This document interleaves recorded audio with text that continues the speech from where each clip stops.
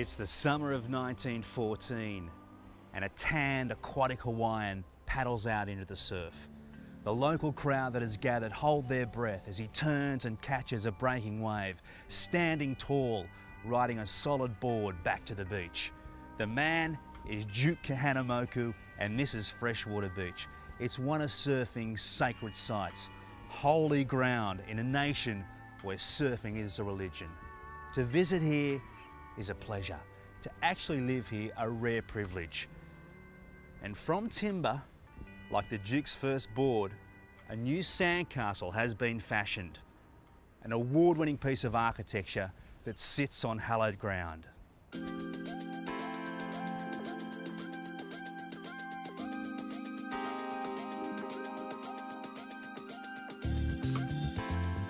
very first thing we did, we went for a walk along the beach and we pointed out all the old shacks on the southern headland here. I don't know where the look of this house originally came from. It's what we've always wanted, was a sort of a beach holiday with a city feel. And if you get it wrong, you've got to knock it over. You've really got no choice. You can't patch, you can't repair. I think it's maybe like childbirth. You forget the pain.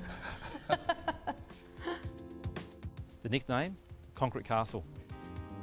They're going to be dragging us out of here in a box, I think. Yeah. We're never moving. I love coming to this beach with its history and consistent break. I'd arranged to meet the architectural team, the builder and the owners just across the road from this award-winning home. I'd like to introduce you to my architects here. Boys in the band. Larry. Hey Larry, Peter. how you going? With the imagination? Ian's our other architect. Okay, okay. And Elvis is our builder. Put it together. And Catherine, my wife. How do you do? How do you do? And we came up with this idea of a crate that had maybe fallen off a ship and had been tumbled around in the waves and had come to rest on the beach, and the tide had withdrawn and you saw it was sitting on a sort of a bit of a rocky outcrop. This is the first house designed by the architectural firm Brewster Yorth in 10 years. Normally, they do bigger buildings like libraries and art galleries. It's an amazing site.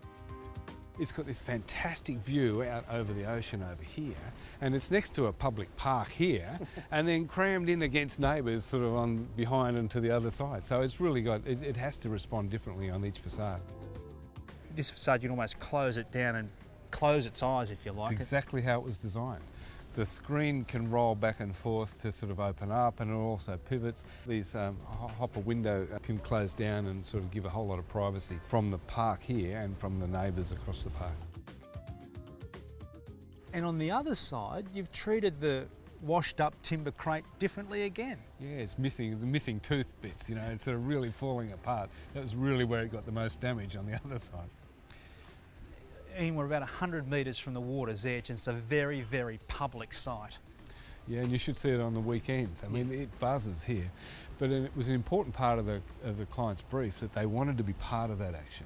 We're not going to shroud ourselves behind walls. You know, we want to take everything in, and if that includes people and cars, then we'll do that. It's all part of the beach culture.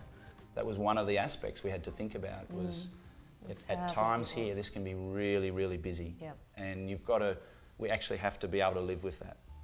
And the whole way that they wanted to relate to their use of the beach and how they could, you know, bring the boards back and shower off and just stack the boards in the garage there, the way the main entry opened, and the choice of finishes. Easy clean, hose down if it has to be. I love the idea of the washed up crate and the way these different facades have interpreted that. It's beautiful. 4 different angles to the building, 4 different facades. I don't think you've seen the rear one yet, have you? Come and have a look. This is such a public building. Literally thousands of people walk past this every day. The tendency could have been to build a big fence here, but they haven't done it, and that's a real brave decision.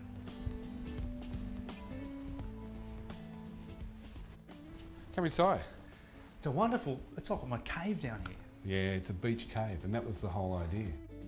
I love how that corner's been cut out. You can see right through to the beach. Yeah, actually, you know what? We didn't cut it away. We just never built it. Yeah. The whole idea was to make the upper floor seem it was floating, and the corner would have just made it too solid. Tell us about how big the house is. It's a 3-level house. The kids' bedrooms essentially are on the ground floor.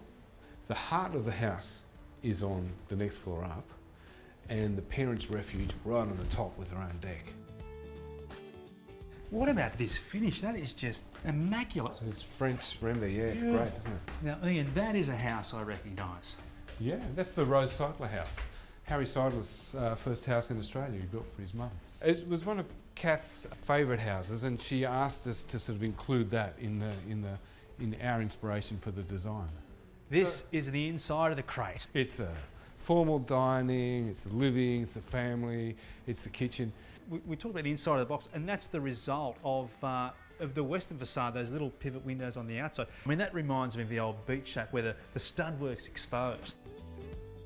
I'd given Larry the brief that I wanted somewhere to display my pottery and my glass and the mid-century modern pieces that I'd picked up, and I had no idea he'd actually designed that. So that was a real surprise, and I absolutely love it.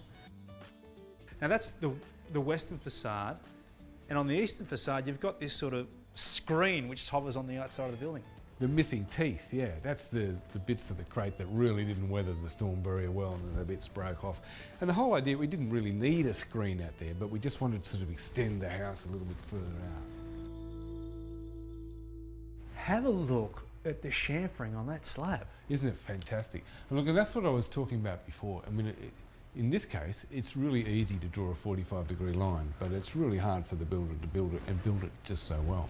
That's microsurgery. It is, it is. Look, this is an important room, and this is where the family comes together to celebrate all their important events. And meet in the middle. We'll meet in the middle. Sandcastles, proudly supported by Boral. Build something great.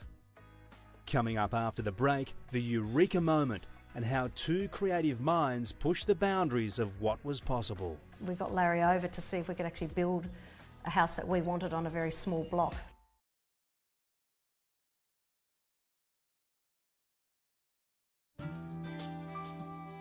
Sandcastles, proudly supported by the Australian Institute of Architects, where you can find an architect to suit your needs. Bruce Craven has tailored his life around the water. He works in the city, but only has to commute to the next beach, Manly, to catch the ferry to work.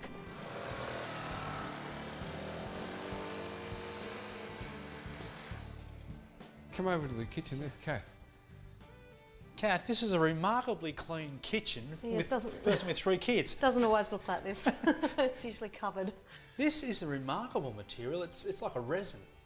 It is. I think it probably is a resin. It's called Marbleau, and it is a little bit different than using a stone bench top or Corian or something like that. We wanted something different. We really like the idea of it because it's quite translucent. Notice too that the ceiling comes down in here, which helps define this space a little bit from the rest of the house. That room there, it gives you the height, so you've got a lot more height in the room, and then this just closes it all in, makes it feel like a separate room even though it's part of that room. Kitchens have a cooktop, a sink and a fridge, and where is it? So the fridge is just around here in the pantry. A little butler's pantry. It is a butler's pantry. That was the intention, to hide things away, hide the mess away. Now, I've thought of something, a flaw in this design. That is facing west. You couldn't use that computer in the afternoon, sure. Not when the louvers are completely open, but they do shut, and they can be angled so that you block out the westerly sun. Thought of that. Okay, I'll think of something else. The restrictions of the block meant the architects needed a eureka moment to be able to build a house for a family of 5 that met everyone's needs. We got Larry over to see if we could actually build a house that we wanted on a very small block, because the block is actually only the size of a tennis court. It's really small. As normal council controls are, they're pretty unimaginative, and if you'd followed them to the letter of the law, you end up with this big lump of a building. And probably the breakthrough was coming up with a different way of treating the rear of the property. We came up with this idea, which was to take the girls' area, their bedrooms and the sitting room, and separate them from the rest of the house and actually sort of build them underground, if you like, under what we later termed a sandhill. And by doing that, it allowed us to build it right up on the back boundary. The pavilion was an important aspect that the architects helped us come up with. Certainly with the rooftop garden, that we would never have come Absolutely. up with that. That was, that was a brainwave. It was the perfect solution. Bedrooms facing the courtyard, living rooms the view. Hey Pete, do you want to see something fun? Sure. Hey, look at this window. Look at the muscle. Look on at the it. muscle, yeah. And we could have done it as a sliding window, of course, but it's much more fun to disappear the whole window. It's about 550 kilograms, that's extremely heavy and extremely challenging, but I guess at the end of the day, it's a key pivot of the home. I mean, you've got this beautiful window that cantilevers and you get to appreciate the magnificent view. This glass, though, seems quite high. Look, it's there for a couple of purposes. Firstly, it gives a little bit of privacy. It's amazing how much reflection you get from outside, so you can see through it really easily from inside. From outside it's a bit more difficult, gives you a bit of privacy. Right. And secondly, safety. You've got to imagine some kid could be standing there. So if someone stands here, then this is the right height. It's the required height then for them. That's right. And of course the balustrade continues right the way across. When we open up this, so we turn the living room into a large balcony, then this becomes our balustrade all the way across. The thing that really appeals to me is the fact that it does so many different jobs. And it just is what this house is about. Flexibility, openness and transparency. I mean, you could almost be a lifeguard You could. from here, couldn't you? Yeah. Hey, you realise we're kneeling on the beer balcony without a beer. That's almost sacrilegious, isn't it? Almost. Just off the kitchen adjacent to the stair is this little retreat. It's a library space. Now remember, this house isn't that big and every space here has multi-functions, including this, because behind this library panel is a guest bed. It takes a creative mind to think of all the potential of all these spaces. You need a good architect, and if you're looking for one, don't forget to go to findanarchitect.com.au. There you'll find A+ architects to squeeze the most out of your design. Coming up later, your chance to win a sun-soaked holiday on Hamilton Island. When we come back, this washed-up crate breaks open to reveal a secret roof garden. Once you build it, you've covered it with dirt, it's hard to go back, you know. So you really want to be careful that you've got that sorted before you commit.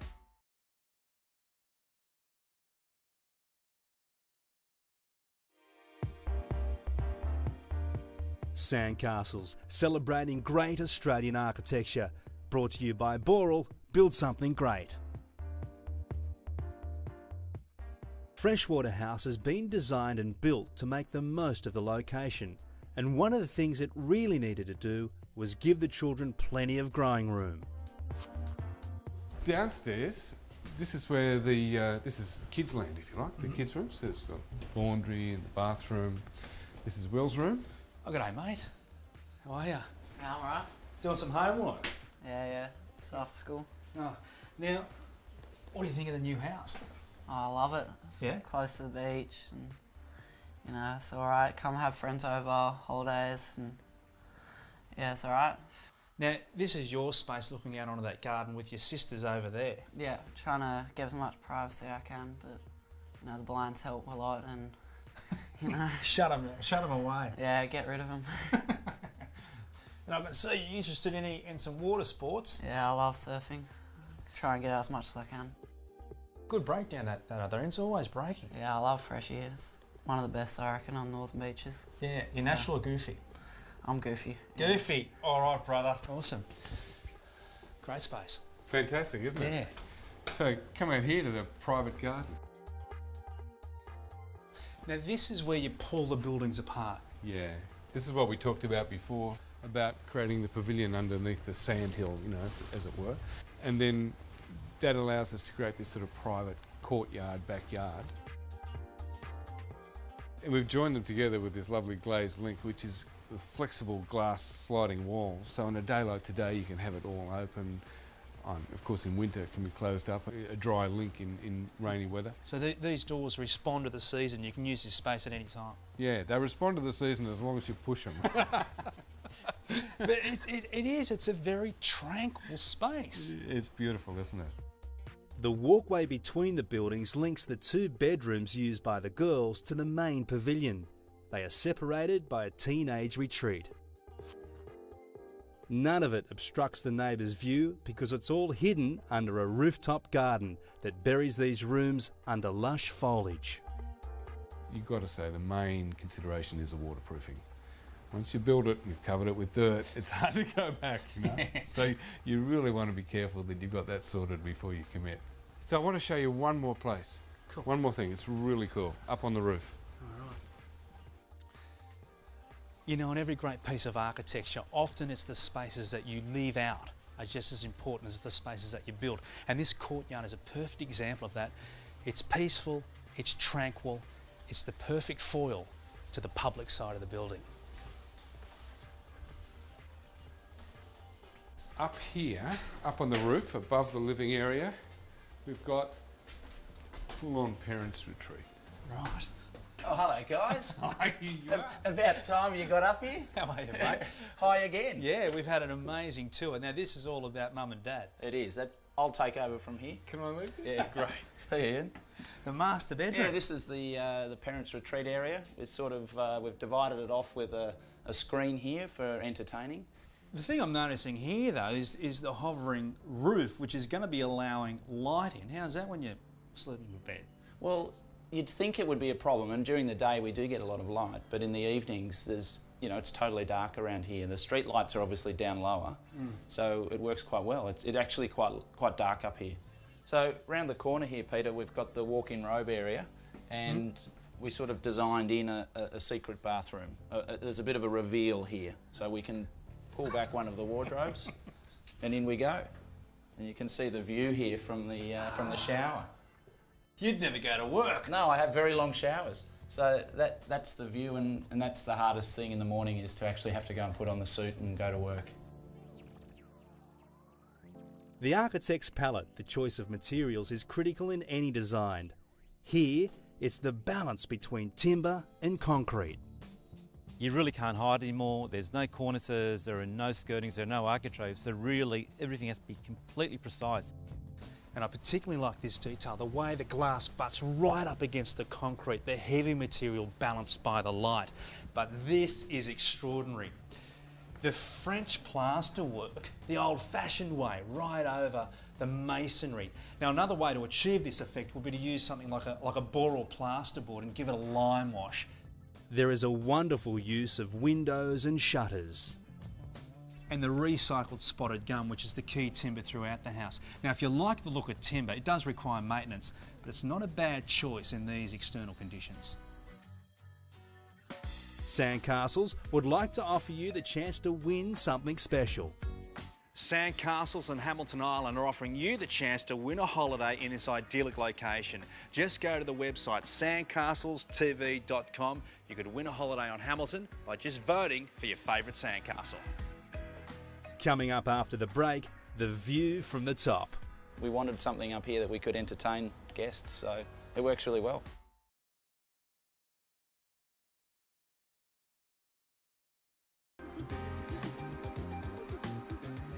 Freshwater Beach is the perfect place for a family that loves the surf and the lifestyle that goes with it.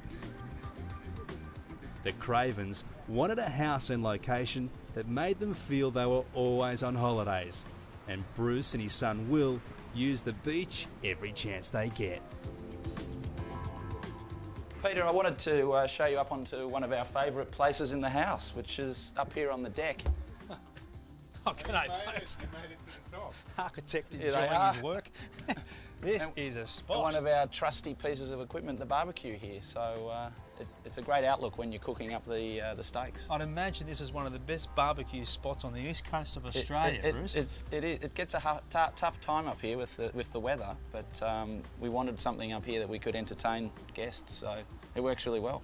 Now, the only thing I'll say, Ian, can we somehow get these power lines moved? Yeah, we're putting in the application, and I'm personally offering to Photoshop it out of every frame of your film. But it's a minor blemish on what is a spectacular view on one of Australia's most iconic beaches. Well said, Peter.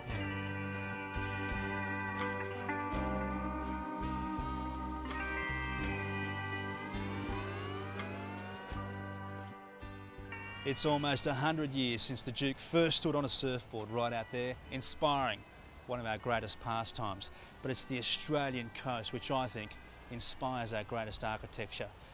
And the Freshwater house, sitting up there like a washed up crate, has its own beautiful connection with the water.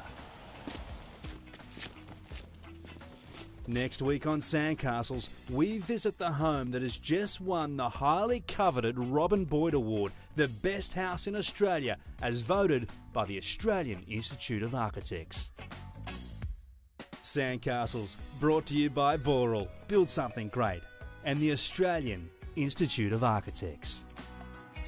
We've had people just thumbs up as they walk past in the street, you know, people we don't know, surfers walking past, just, you know, they'll go, mwah. You know, I say to everybody, these are my babies. I feel like they're my children. I mean, you know, I turn up and I show my children and show my wife. Sometimes I sit and think, gosh, this is my house. I can't believe I'm living in a house this beautiful. Yeah, I agree. I love it. We absolutely love it. And the kids love it as well. And the fact that they love it makes it feel worthwhile, and it makes it feel to us as architects that we can still have a little bit of ownership of it. And I think that's the really special thing of this building.